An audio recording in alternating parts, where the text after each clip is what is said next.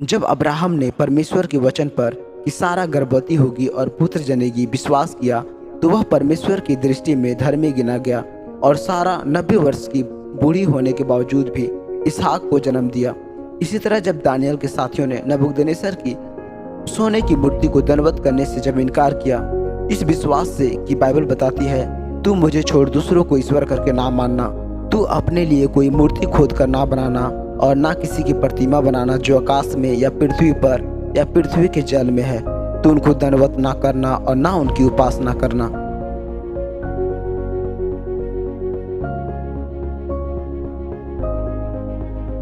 हे दोस्तों, प्रभु यीशु मसीह के नाम में सबको जय मसीह की स्वागत करता हूं आज के इस वीडियो में। आज के इस वीडियो में हम जानेंगे कि प्रभु यीशु की तरह कैसे विश्वास रखें, अर्थात एक ऐसा विश्वास जो आंधी पानी को भी शांत कर देता हो, जिनके नाम से लंगड़े भी चलने लगते हो, जन्म से गूंगे भी बोलने लगते हो, अंधे भी देखने लगते हो, कोढ़ी पाक साफ किए जाते हो, और भी अद्भुत काम जिसमें परमेश्वर की महिमा होती हो किए जाते हो। तो चलिए वीडियो को स्टार्ट करते हैं। अगर आप चैनल पर नए हो तो आप वीडियो को लास्ट तक देखें, और हाँ, आपको यह वीडियो पसंद आएगी, इसलिए अच्छी लगे तो लाइक करें और सब्सक्राइब करना बिल्कुल ना भूलें। जब हम मत्ती की पुस्तक 17 अध्याय 20 आयत में जब हम पढ़ते हैं, तो प्रभु का वचन कहता है कि यदि तुम्हारा विश्वास राई के दाने के बराबर हो, तो तुम इस पहाड़ से कहो, यहाँ से टल जाओ और समुद्र में बढ़ जाओ, तो यह तुम्हारे लिए हो जाएगा। अर्थात तो तुम्हारे लिए कोई भी काम कठिन ना होगा। हे दोस्तों, हम जानते हैं कि राई के दाने का बीजों में सबसे छोटा बीज होता है, परंतु जब यह बढ़ता है तो इसकी डालियां साग पात से भर जाती है, और हम देखते हैं कि इनमें पक्षियां भी बसेरा करने लगती है। अर्थात इस दृष्टांत के द्वारा हम यह समझ सकते हैं कि परमेश्वर हमसे कोई ज़्यादा बड़ा विश्वास नहीं चाहता, परंतु एक ऐसा विश्वास को चाहता है जो राई के दाने के बराबर हो।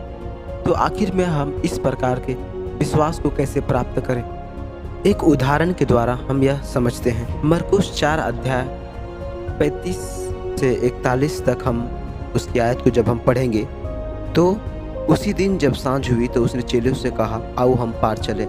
अतः जब प्रभु यीशु मसीह दिन भर लोगों को परमेश्वर के राज्य को सिखाते रहे, परमेश्वर के राज्य को ज्ञान देते रहे, इसके बाद जब शाम हो गई तो वह गलील झील से वह गिरासेनियों की देश की ओर जाने लगे, और वे भीड़ को छोड़कर जैसा वह था वैसा ही उस नाव पर साथ चले, और उसके साथ और भी नावें थी।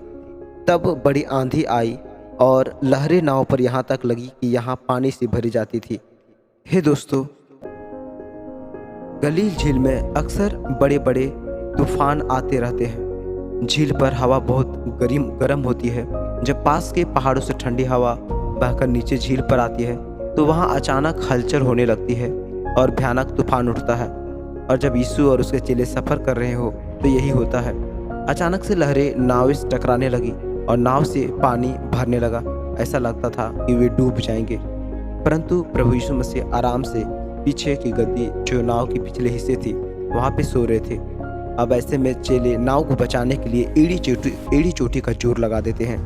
उन्होंने पहले भी कई तूफानों का सामना किया है, लेकिन यह तूफान इतना खतरनाक है कि उनका कोई जोर चल ही नहीं रहा। चेले यीशु को जगाते हैं और कहते हैं, प्रभु हमें बचा, हम ना सोने वाले हैं। चेले डर जाते हैं कि अब वे बचेंगे नहीं, परंतु जब प्रभु यीशु उठते हैं तो प्रेरितों से कहते हैं, तुम इतने विश्वास क्यों नहीं कर रहे हो, तुम इतना डरते क्यों हो। फिर वह आंधी पानी को हुक्म देता है कि शांत रह और थम जा, और इस प्रकार वह आंधी और पानी शांत रहती है और थम जाती है और पूरी तरह से शांति हो जाती है। प्रभु यीशु कहते हैं कि तुम्हारा विश्वास कहाँ रहा।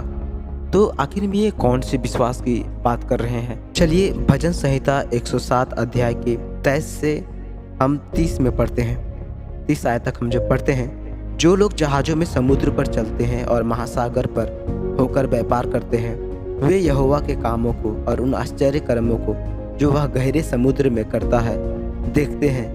क्योंकि वह आज्ञा देता है, तब प्रचंड प्यार उठकर तरंगों को उठाती है। वे आकाश तक चढ़ जाते हैं और फिर गहराई में उतर आते हैं, और कलेश के मारे उनके जी में जी नहीं रहता। वे चक्कर खाते और मतवाले की भांति लड़खड़ाते हैं और उनकी सारी बुद्धि मारी जाती है। तब वे संकट में यहोवा की दुहाई देते हैं और उनको सकीती से निकालता है। वह आंधी को शांत कर देता है और तरंगे बैठ जाती है।